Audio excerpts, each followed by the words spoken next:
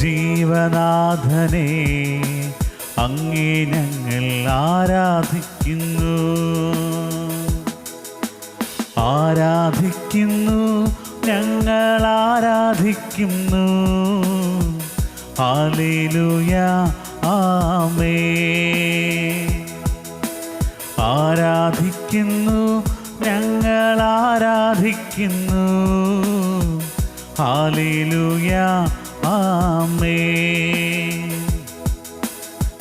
Hallelujah, ഹല്ലേലൂയ, ഹല്ലേലൂയ, ഹല്ലേലൂയ, ഹല്ലേലൂയ, ഹല്ലേലൂയ, ഹല്ലേലൂയ, ഹല്ലേലൂയ. പരിശുദ്ധ പരമ ദിവ്യകാരുണ്യത്തിന് എന്നേരവും ആരാധനയും സ്തുതിയും പുകഴ്ചയും ഉണ്ടായിരിക്കട്ടെ. നമ്മൾ പല സ്ഥലങ്ങളിലായിരിക്കാം. നമ്മളൊരു പ്രാർത്ഥനയിലാണ്. പരിശുദ്ധാത്മാവിനാൽ കോർത്തിണക്കപ്പെട്ട് നമ്മൾ പ്രാർത്ഥിക്കുമ്പോൾ നമ്മുടെ മേലും ലോകം മുഴുവൻ്റെ മേലും ദൈവത്തിൻ്റെ കരുണ വർഷിക്കപ്പെടും. നമ്മളായിരിക്കുന്ന സ്ഥലങ്ങളിൽ എഴുന്നേറ്റ് നിൽക്കാവുന്നവർ എഴുന്നേറ്റ് നിൽക്കുക. വിശുദ്ധ കുർബാനയിൽ എഴുന്നള്ളിയിരിക്കുന്ന ഈശോയെ വിശ്വാസത്തിൻ്റെ കണ്ണു തുറന്ന് കാണാം. ഈശോ ദൈവ കരുണയുടെ മുഖമാണെന്ന് നമുക്ക് തിരിച്ചറിയാം. കർത്താവിൻ്റെ ശക്തമായ സാന്നിധ്യം, ജീവിക്കുന്ന സാന്നിധ്യം ഈ അൾത്താരയിൽ കണ്ടുകൊണ്ട് നമ്മൾ ഓരോരുത്തരും യേശുവിൻ്റെ വലിയ നാമത്തിൽ ഒരുമിച്ച് കൂടിയിരിക്കുന്നവരാണ് പ്രാർത്ഥിക്കുവാൻ. ആ ബോധ്യത്തോടെ അല്പസമയം സ്വതന്ത്രമായിട്ട് ദൈവത്തെ നമുക്ക് സ്തുതിക്കുകയും ആരാധിക്കുകയും ചെയ്യാം. യേശുവേ നന്ദി, ഹല്ലേലൂയ, ഹല്ലേലൂയ, യേശുവേ ആരാധന, യേശുവേ ആരാധന. കർത്താവേ, ഞങ്ങൾ ഉയർന്നങ്ങയെ സ്തുതിക്കുകയും ആരാധിക്കുകയും ചെയ്യുന്നു. ആത്മാവിനാൽ ഞങ്ങളെ നിറയ്ക്കണമേ. കർത്താവേ, ഞങ്ങൾ പ്രാർത്ഥിക്കുമ്പോൾ ഞങ്ങളുടെ മേലും ലോകം മുഴുവൻ്റെ മേലും അവിടുത്തെ കരുണ വർഷിക്കണമേ. ഹല്ലേലൂയ, ഹല്ലേലൂയ, യേശുവേ നന്ദി, യേശുവേ നന്ദി.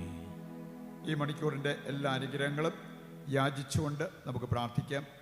ദൈവത്തിൻ്റെ കരുണ ഏറ്റവും ആവശ്യമായിട്ടുള്ള എല്ലാ വ്യക്തികളെയും അവരുടെ കുടുംബങ്ങളെയും കർത്താവിൻ്റെ കരുണയ്ക്കായി സമർപ്പിക്കുകയും ചെയ്യാം. ഈശോയുടെ തിരുഹൃദയത്തിൽ നിന്ന് ഞങ്ങൾക്ക് കാരുണ്യ സ്രോതസ്സായി ഒഴുകിയിറങ്ങിയ തിരുരക്തമേ, തിരുജലമേ, ഞങ്ങൾ അങ്ങിൽ ശരണപ്പെടുന്നു. ഈശോയുടെ തിരുഹൃദയത്തിൽ നിന്ന് ഞങ്ങൾക്ക് കാരുണ്യ സ്രോതസ്സായി ഒഴുകിയിറങ്ങിയ തിരുരക്തമേ, തിരുജലമേ, ഞങ്ങൾ അങ്ങിൽ ശരണപ്പെടുന്നു. ഈശോയുടെ തിരുഹൃദയത്തിൽ നിന്ന് ഞങ്ങൾക്ക് കാരുണ്യ സ്രോതസ്സായി ഒഴുകിയിറങ്ങിയ തിരുരക്തമേ, തിരുജലമേ, ഞങ്ങൾ അങ്ങിൽ ശരണപ്പെടുന്നു. സംസ്ഥാനങ്ങളിൽ ഇരുന്നു കൊണ്ട് പതിന വെളിച്ചത്തിൽ നമുക്ക് ഏതാനും കാര്യങ്ങൾ ദൈവകരുണയെക്കുറിച്ച് ധ്യാനിക്കാം. പ്രത്യേകിച്ച് ഈ കരുണ നമുക്ക് ലഭിക്കേണ്ടതിന് ദൈവത്തിൻ്റെ കരുണ കടൽ പോലെ വിശാലമാണെന്നും അതുപോലെ ആകാശം പോലെ ഉയർന്നു നിൽക്കുന്നതാണെന്നും വചനം കൃത്യമായി നമ്മളെ പഠിപ്പിക്കുന്നതാണ്.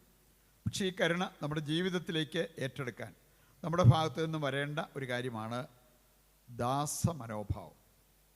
ദാസമനോഭാവം, ഒരു ദാസിയുടെ മനോഭാവത്തോടെ ദൈവത്തിലേക്ക് നമ്മൾ തിരിയുമ്പോൾ ഈ കരുണ നമുക്ക് ലഭിക്കാൻ അല്പം കൂടി എളുപ്പമുണ്ട് എന്ന് നാം തിരിച്ചറിയണം. ലൂക്കായുടെ സുവിശേഷം 1-ാം അധ്യായം 54-ാമത്തെ വചനം ഈ കാര്യം വ്യക്തമാക്കുന്നുണ്ട്. പരിശുദ്ധ കന്യകാമറിയം തന്നെ നമ്മെ പഠിപ്പിക്കുന്ന ഒരു കാര്യമായിട്ട് നമുക്ക് കാണാൻ പറ്റും. തൻ്റെ ദാസരുടെ മേൽ, ദാസികളുടെ മേൽ അവിടുന്ന് കരുണ വർഷിച്ചു. പറയുണ്ട്, ദാസ മനോഭാവം നമുക്ക് വളരെ ആവശ്യമാണ്.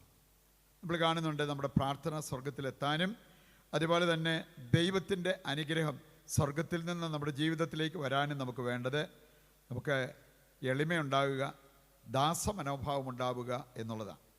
അതുകൊണ്ടാണ് പ്രഭാഷകൻ 35:21 വായിച്ചാൽ അവിടെ പറഞ്ഞിരിക്കുന്നത്, വിനീതരുടെ പ്രാർത്ഥന മേഘങ്ങൾ തുളച്ച് സ്വർഗത്തിലെത്തും. അഹങ്കാരികളുടെ അല്ല, വിനീതരുടെ പ്രാർത്ഥന. അപ്പം അതുകൊണ്ട് ഈ എളിമയോടെ ദാസമനോഭാവത്തോടെ ദൈവത്തിങ്കിലേക്ക് തിരിയുമ്പോൾ ദൈവത്തിൻ്റെ കൃപ, ദൈവത്തിൻ്റെ അനുഗ്രഹം, ദൈവത്തിൻ്റെ കരുണ ഇതെല്ലാം നമ്മുടെ മേൽ, നമ്മുടെ കുടുംബത്തിൻ്റെ മേൽ, ഈ ലോകത്തിൻ്റെ മേൽ വർഷിക്കപ്പെടുന്നത് നമുക്ക് കാണാൻ പറ്റും. ആ ഒരു മനോഭാവത്തിൽ നിന്നുകൊണ്ട് നമുക്ക് ദൈവം ആവശ്യമാണ്, ദൈവത്തിൻ്റെ കരുണ ആവശ്യമാണ്, ദൈവത്തിൻ്റെ കൃപ ആവശ്യമാണ് എന്നുള്ള തിരിച്ചറിവോടുകൂടി കർത്താവിൻ്റെ സന്നിധിയിലായിരിക്കുമ്പോൾ ദാസമനോഭാവമുള്ളവരായിട്ട് നമ്മൾ മാറുന്നു. അപ്പോൾ ദൈവകരുണ നമുക്ക് ലഭിക്കാൻ കൂടുതൽ എളുപ്പമാണ്. ലൂക്കായുടെ സുവിശേഷം 6-ാം അധ്യായത്തിൻ്റെ 40-ാമത്തെ വചനം നമ്മെ ഓർമ്മിപ്പിക്കുന്നൊരു കാര്യമുണ്ട്. ലൂക്ക 6-ാം അധ്യായത്തിൻ്റെ 40-ാമത്തെ വചനം, ദാസൻ യജമാനേക്കാൾ വലിയവനല്ല. പറയുണ്ട്, യേശുവിൻ്റെ മനോഭാവം ധരിച്ച് യേശുവിനെ പോലെ എളിമയോടെ ദൈവം മുമ്പിൽ വ്യാപരിക്കുമ്പോൾ ഈ ഒരു കരുണ നമ്മുടെ മേൽ വർഷിക്കപ്പെടും എന്നുള്ളത് നമ്മൾ തിരിച്ചറിയും. യജമാനേക്കാൾ വലിയവനല്ല ദാസൻ. ഇവിടെ എപ്പോഴും നമ്മൾ കർത്താവിൻ്റെ കരത്തിന് കീഴിൽ താഴ്മയോടെ നിൽക്കണം. 1 പത്രോസ് 5-ാം അധ്യായം 6 മുതൽ വായിക്കുമ്പോൾ അവിടെ പറഞ്ഞിട്ടുണ്ട്, നിങ്ങളുടെ ഉത്കണ്ഠകളെല്ലാം കർത്താവിന് അർപ്പിക്കുക, എന്നിട്ട് നിങ്ങളുടെ ജീവിതം കർത്താവിന് ഫലമേൽപ്പിക്കുക. ദാസമനോഭാവത്തോടെ കർത്താവിൻ്റെ കരത്തിന് താഴെ നിൽക്കുക. അപ്പോൾ തക്ക സമയത്ത് ദൈവം നിങ്ങളെ ഉയർത്തും. പറയുണ്ട്, ദൈവത്താൽ ഉയർത്തപ്പെടാനും ദൈവത്തിൻ്റെ കാരുണ്യം പ്രാപിക്കാനും നമുക്ക് ആവശ്യമായിട്ടുള്ള ഒരു കാര്യമാണ് ഈ ദാസമനോഭാവം എന്നുള്ളത് തിരിച്ചറിയാം. ലൂക്ക 17-ാം അധ്യായം 10-ാമത്തെ വചനം എടുത്താൽ ദാസരുടെ ഒരു മനോഭാവത്തിൻ്റെ ഒരു പ്രത്യേകത അവിടെ നമുക്ക് കാണാൻ പറ്റും. അവിടെ പറഞ്ഞിരിക്കുകയാണ്, കൽപ്പിക്കപ്പെട്ടതെല്ലാം ചെയ്തതിന് ശേഷവും നീ ഇപ്രകാരം പറയുക, ഞാനൊരു എളിയ ദാസൻ മാത്രം, എൻ്റെ കടമ ഞാൻ നിറവേറ്റിയതേ ഉള്ളൂ. അങ്ങനെയെങ്കിൽ ഈ അവരെ സംബന്ധിച്ചിടത്തോളം എന്തെല്ലാം വലിയ കാര്യങ്ങൾ ചെയ്തിട്ടുണ്ടെങ്കിലും തക്കതായ ഒരു പുകഴ്ത്തൽ അവർക്ക് കിട്ടിയിട്ടില്ലെങ്കിലും ഇവർ തകർന്നു പോകത്തില്ല. കാരണം ഇവിടെ പറഞ്ഞിരിക്കുകയാണ്, ഈ മനോഭാവമുള്ളവരെ സംബന്ധിച്ചിടത്തോളം അവർ പ്രതീക്ഷിക്കുന്നത് ദൈവത്തിൽ നിന്ന്. ആ ദൈവത്തിൻ്റെ ഭാഗത്ത് നിന്നും നമ്മൾ ചെയ്യുന്ന ഓരോ കാര്യത്തിനും പ്രതിഫലം ദൈവം തന്നിരിക്കും. അതൊരു ഗ്ലാസ് പച്ചവെള്ളത്തിന് പോലും ദൈവം പ്രതിഫലം നൽകിയിരിക്കും എന്നുള്ളത് വചനത്തിൽ നമ്മൾ കാണുന്ന ഒരു കാര്യമാണ്. ഈ ദൈവത്തെക്കാളുപരി മനുഷ്യരിൽ നിന്നും പ്രതിഫലം പ്രതീക്ഷിക്കുമ്പോഴാണ് നമുക്ക് നിരാശ ഉണ്ടാകുന്നത്. പ്രതീക്ഷിച്ചത് കിട്ടാതെ വരുമ്പോൾ നമുക്ക് സങ്കടവും നിരാശയും അതുപോലെ മറ്റുള്ളവരോട് ദേഷ്യവും ഇതെല്ലാം വരിക. ദാസമനോഭാവമുള്ള വ്യക്തിക്ക് ഇങ്ങനത്തെ ഒരവസ്ഥ ഉണ്ടാകില്ല എന്നുള്ളത് നാം തിരിച്ചറിയേണ്ട ഒരു കാര്യമാണ്. നമുക്കറിയാം, ദാസൻ സാധാരണ ചെയ്യേണ്ട ഒരു കാര്യം യജമാനൻ്റെ ഹിതം നിറവേറ്റുക എന്നുള്ളതാണ്. അതുകൊണ്ടാണ് 2 തീമോത്തി 2-ാം അധ്യായം 4-ാമത്തെ വചനമെടുത്താൽ ദാസൻ്റെ കർത്തവ്യം, കടമ എന്താണെന്ന് അവിടെ പറഞ്ഞിട്ടുണ്ട്. നമുക്കറിയാമല്ലോ, ഒരു സൈന്യത്തിൽ ചേർക്കപ്പെട്ട ഒരു വ്യക്തിയുടെ കടമ ആ സൈന്യത്തലവൻ കൽപ്പിക്കുന്നത് ചെയ്യുക എന്നുള്ളതാണ്.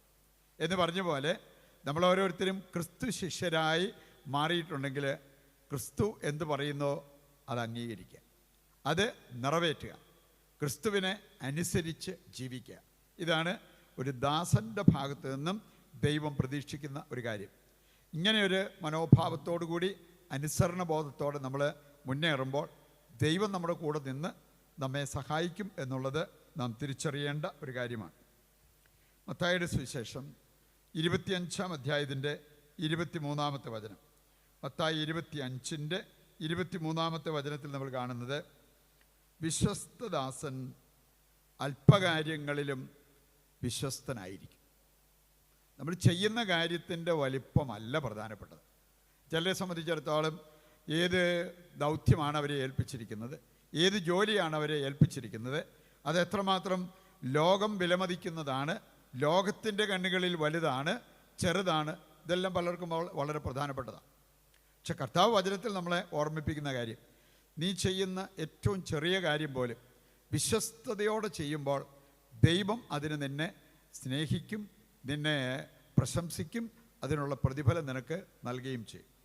അതുകൊണ്ട് ഞാൻ എന്ത് ചെയ്യുന്നു എന്നതിനേക്കാൾ എങ്ങനെ ചെയ്യുന്നു, ആർക്ക് വേണ്ടി ചെയ്യുന്നു, നമ്മൾ ഭക്ഷിക്കുന്നതോ പാനം ചെയ്യുന്നതോ മറ്റെന്തുമാകട്ടെ ദൈവമഹത്വത്തിന് വേണ്ടി ചെയ്യുവാനാണ് കർത്താവ് നമ്മെ വചനത്തിൽ പഠിപ്പിച്ചിരിക്കുന്നത്. അപ്പോൾ ഈ ഒരു സ്നേഹമാണ് നമ്മളെ നയിക്കുന്നത്. സ്നേഹത്തെ പ്രതിയാണ് നമ്മൾ ഓരോ കാര്യങ്ങൾ ചെയ്യുന്നത് എങ്കിൽ അതിനുള്ള പ്രതിഫലം ദൈവം നമുക്ക് തന്നിരിക്കും എന്നുള്ളത് നമുക്ക് മനസ്സിലാക്കാവുന്ന ഒരു കാര്യമാണ്. 1 കൊരിന്തോസ് 4-ാം അധ്യായം 2-ാമത്തെ വചനം കൂടി എടുത്താൽ അവിടെ പറഞ്ഞിട്ടുണ്ട്, ഒരു ഒരു ദാസൻ നല്ല കാര്യസ്ഥനും വിശ്വസ്തനുമായിരിക്കണം. ദൈവത്തിൻ്റെ ഒരു ദാസനായിട്ട് നമ്മൾ മാറണമെങ്കിൽ നമുക്ക് വിശ്വസ്തത ആവശ്യമാണ്.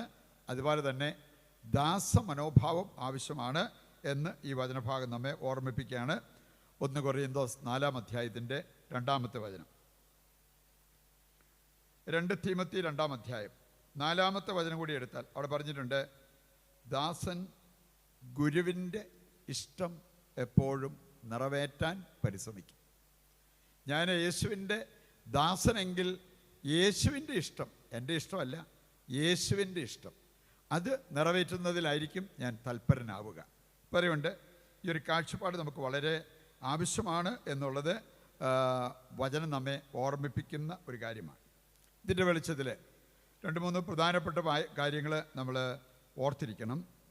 പ്രത്യേകിച്ച് യെശയ്യായുടെ പുസ്തകം 54-ാം അധ്യായം അതിൻ്റെ 7 മുതൽ 10 വരെയുള്ള വചനഭാഗം വായിച്ചാൽ അതിനകത്ത് നമുക്ക് അടർത്തിയെടുക്കാവുന്ന 2-3 പ്രധാനപ്പെട്ട കാര്യങ്ങളുണ്ട്. ഒന്ന്, നാം നീതിയെ സ്നേഹിക്കുന്നവരായിട്ട് മാറണം. നീതിയെ സ്നേഹിക്കുന്നവർ, ദാസമനോഭാവമുള്ളവർ ഒരിക്കലും അനീതി പ്രവർത്തിക്കത്തില്ല, നീതിപൂർവം ജീവിക്കും. നീതിയെ സ്നേഹിക്കുന്നവരായിട്ട് മാറണം. അവർക്കാണ് ദൈവത്തിൻ്റെ കരുണ ലഭിക്കാൻ സാധ്യത ഏറെയുള്ളത്. രണ്ടാമതൊരു കാര്യം, അനീതിയെ വെറുക്കണം. നീതി നമ്മൾ അനുസരിച്ചാൽ മാത്രം പോരാ, അനീതിയെ വെറുക്കുന്നവരായിട്ട് മാറണം. എവിടെയെങ്കിലും അനീതി കണ്ടെങ്കിൽ അവിടെ ശബ്ദമുയർത്തിയ യേശുവിനെയാണ് നമ്മൾ കാണുക. പ്രവാചകന്മാരുടെ ജീവിതത്തിലേക്ക് നോക്കിയാലും അവർ ദേഷ്യപ്പെടുന്ന, അവരുടെ ക്രോധം ജ്വലിക്കുന്ന രംഗങ്ങൾ നമുക്ക് കാണാൻ പറ്റും ബൈബിളിൽ. പക്ഷെ അതെല്ലാം അനീതിക്കെതിരെയാണ്. അപ്പോൾ അതുകൊണ്ട് അനീതിക്കെതിരെ ശബ്ദമുയർത്താനുള്ള ഒരു കടപ്പാട് നമുക്കുണ്ട് എന്നുള്ളത് നാം മനസ്സിലാക്കണം. മത്തായിയുടെ സുവിശേഷം 7-ാം അധ്യായം 23-ാമത്തെ വചനമെടുത്താൽ, മത്തായി 7:23 നമ്മൾ കാണുന്നത് യേശു തന്നെ പറഞ്ഞൊരു കാര്യം, അനീതി പ്രവർത്തിക്കുന്നവരെ നിങ്ങൾ എന്നിൽ നിന്നും അകന്നു പോവുക. ഇത് ആർക്കെങ്കിലും ജോലി ചെയ്തിട്ട് കൂലി കൊടുക്കാതിരുന്നത് അങ്ങനെയുള്ള കാര്യങ്ങൾ മാത്രമല്ല. ഇവിടെ നമ്മൾ കാണുന്നത്, എൻ്റെ വചനം കേട്ടിട്ട് അത് അനുസരിക്കാതിരുന്ന നിങ്ങൾ അനീതി പ്രവർത്തിച്ചവരാണ്, നിങ്ങൾ എന്നിൽ നിന്നും അകന്നു പോകുവിൻ എന്നാണ് വചനം ഇവിടെ പറഞ്ഞിരിക്കുന്നത്. പറയുന്നുണ്ട്, അനീതി വെറുത്തുപേക്ഷിക്കാനുള്ള ഒരു കടമ നമുക്കുണ്ട്. മൂന്നാമതായിട്ട് നമ്മൾ മനസ്സിലാക്കിയിരിക്കേണ്ട ഒരു കാര്യം, ശിക്ഷണം ഇഷ്ടപ്പെടുന്നവർക്കാണ് ദൈവത്തിൻ്റെ കരുണയ്ക്കുള്ള യോഗ്യത ഏറി വരുന്നത്. ശിക്ഷണം നമുക്ക് ഇഷ്ടപ്പെടാൻ പറ്റണം.